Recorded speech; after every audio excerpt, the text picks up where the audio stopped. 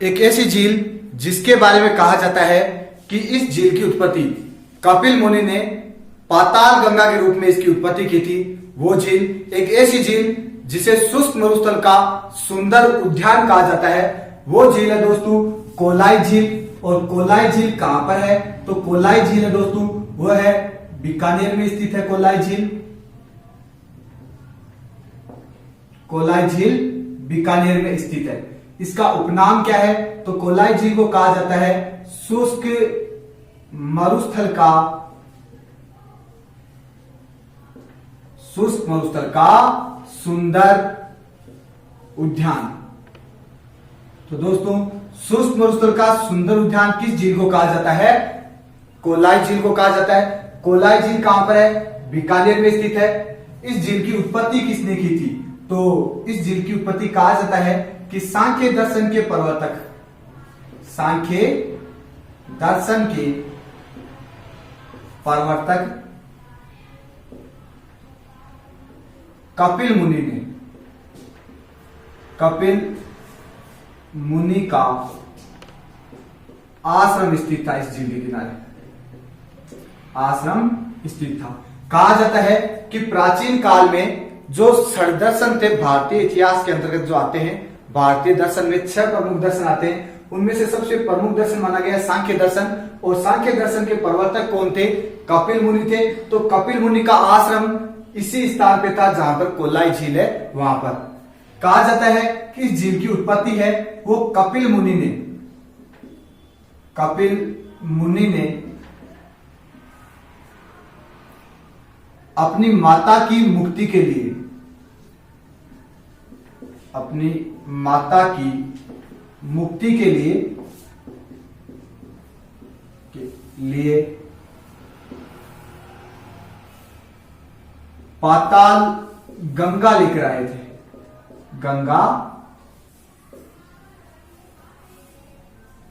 गंगा निकाली थी। तो इस स्थान पे क्या हुआ था? कपिल मुनि ने अपनी माता की मुक्ति के लिए क्या किया था? पाताल गंगा की उत्पत्ति की थी। तो यह है दोस्तों कोलायत झील। कोलायत झील कहां पर है? तो कोलायत झील है वो बीकानेर में स्थित है। इसकी उत्पत्ति किसने की थी? कैसे कपिल मुनि ने की थी। और यहां पर मेला कब बढ़ता है? तो यहां पर कार्तिक पूर्णिमा को मेला बढ़ता है। कहा जाता है कि कार्तिक पूर्णिमा को जो मेला बढ़ता है, इस मेले में इस झील में यहां पर दीपदान किए जाते हैं। यानी कोलाई झील में भी दीपदान किए जाते हैं। कब किए जाते हैं? कार्तिक पूर्णिमा को। तो कोलाई झील के बारे में सबसे प्रमुख विशेषता ये होगी दोस्तों कि कोलाई झील में भी पुष्कर झील की तहत यहां पर भी कार्तिक पूर्णिमा को मेला बढ़ता है। यहां पर कपिल मुनि का मेला बढ़ता है और इस मेले में दीपदान किए जाते हैं। कोलाई झील के भी चारों ओर इस प्रकार 52 घाट स्थित है। यानी पुष्कर झील के भी चारों ओर 52 घाट स्थित है और कोलाई झील के भी चारों ओर 52 घाट स्थित है। और इस झील के किनारे 12 शिवालय या शिवलिंग स्थित है। तो 12 शिवालय या शिवलिंग कहां पर स्थापित किए गए हैं? कोलाई झील के पास में स्थापित किए गए हैं। कहा जाता है कि इस कोलाई झील में कपिल मुनि का आश्रम स्थित था इसी झील के पास में। तो यहां पर कपिल मुनि का एक मंदिर भी बना हुआ है।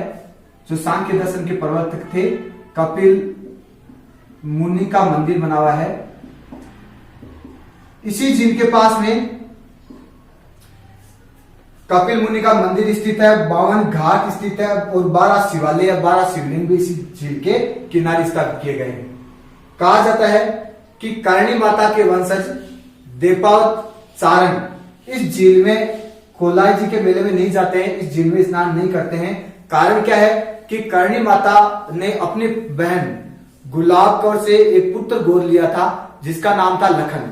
और लखन यहाँ पर कोलाई झील में कोलाई जी के मेले में जाता है, कपिल मुनि के मेले में जाता है। और इस कपिल मुनि के मेले में इस झील में डूबने के कारण लखन की मृत्यु हो जाती है। बाद में करणी माता है वो उसे यमराज से उसके प्राण है वो वापस लेकर आती है।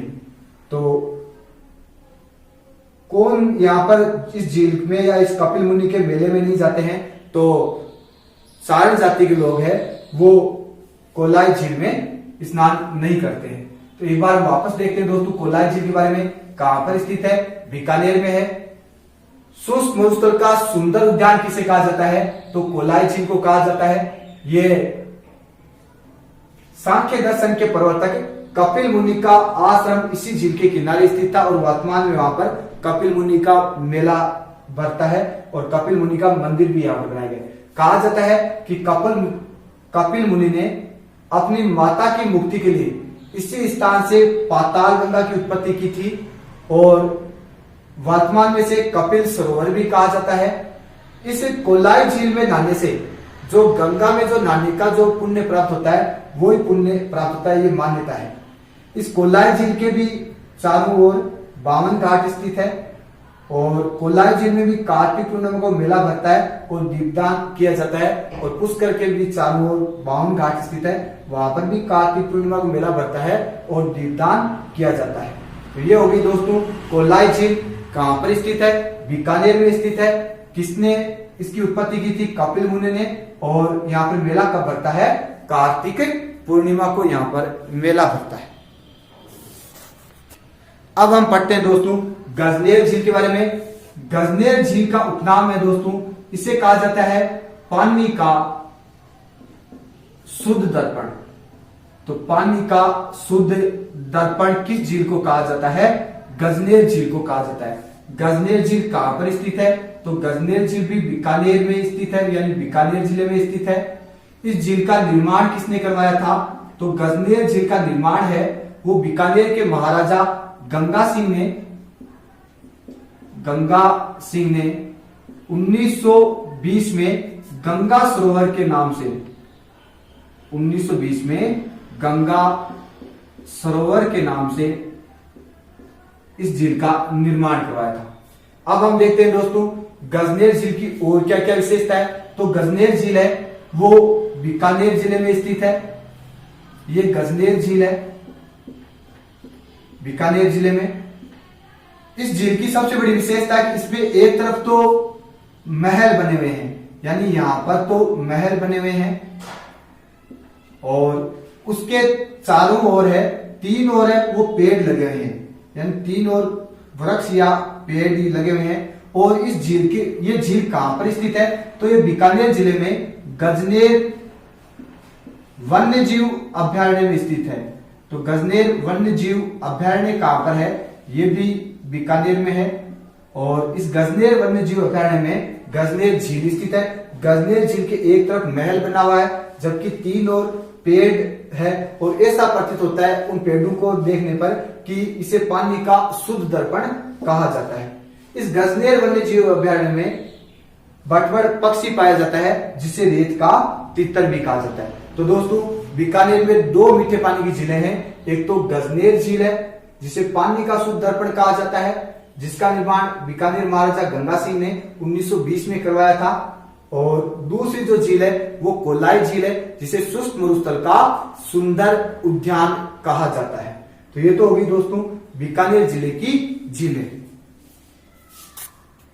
अब हम देखते हैं दोस्तों रामदेवरा झील के बारे में। तो रामदेवरा झील है वो जैसलमेर जिले में स्थित है, यानी जैसलमेर में लोक देवता बाबा रामदेव जी का रामद्वारा है, वहां पर रामदेवरा झील स्थित है।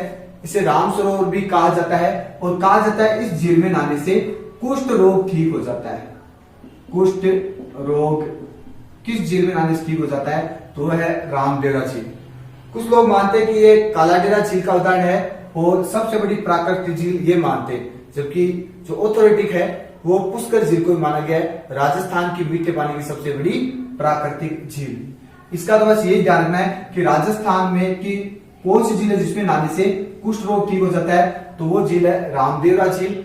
और रामदेवरा झील जैसलमेर में स्थित है, रामदेवरा जैसलमेर में। तो ये होगी दोस्तों रामदेवरा झील। इसके बाद में एक झील आती है, उसका नाम है दोस्तों तलवाड़ा झील। तलवाड़ा झील कहां पर है? तो तलवाड़ा झील है वो स्थित है दोस्तों हनुमानगढ़ में। इस झील की विशेषता है कि ये राजस्थान की सबसे नीचाई पर स्थित झील है। तो राजस्थान की सबसे नीचाई पर स्थित झील कौन सी है? तलवाड़ा झील है। जैसे ये अपना राजस्थान आ गया, इधर से यहां से एक नदी प्रवेश करती है, उसका नाम है घंघर नदी। घंघर नदी जैसे ही राजस्थान में प्रवेश करती है तो तलवाड़ा नामक गांव में प्रवेश करती है। वहां पर स्थान काफी नीचा रह जाता है, तो वहां पर इस खड्डे में पानी इकट्ठा हो जाता है और इस यहाँ पर एक झील बनती है, उसे कहा जाता है तलवाड़ा झील। तो तलवाड़ा झील कहां पर है?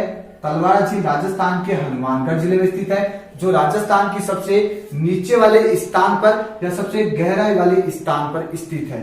वो झील है दोस्तों तलवाड़ा झील, हनुमानगढ़ जिले में स्थित है ये झील तलवाड़ा। तो जैसलमेर झील, जैसलमेर जिले में रामदेवरा झील स्थित है, जिसमें नहाने से कुष्ठ रोग ठीक हो जाते हैं। जबकि तलवाड़ा झील हनुमानगढ़ जिले में स्थित है, जिसका निर्माण गंगा नदी करती है और ये राजस्थान की सबसे नीचाई पर स्थित झील है। एक दोस्तों जैसलमेर जिले में एक और झील है जिसका नाम है बुद्ध झील। इस बुद्ध झील का निर्माण है वो, ये बुद्ध झील भी जैसलमेर में स्थित है। इस झील का निर्माण वो काकनेई नदी करती है। काकनेई नदी है वो, जैसे आगे जाती है बुद्ध झील आ जाती है और बुद्ध झील के बाद में आगे जाकर विलुप्त हो जाती है। तो बुद्ध झील भी कहां पर है? जैसलमेर में। इसका निर्माण काकनेई नदी करती है। रामदेवरा झील जैसलमेर में, जिसमें से कुष्ठ रोग ठीक हो जाते हैं। और तलवाड़ा झील जिसका निर्माण घग्गर नदी करती है, ये हनुमानगढ़ जिले में राजस्थान की सबसे नीचाई पर स्थित झील है।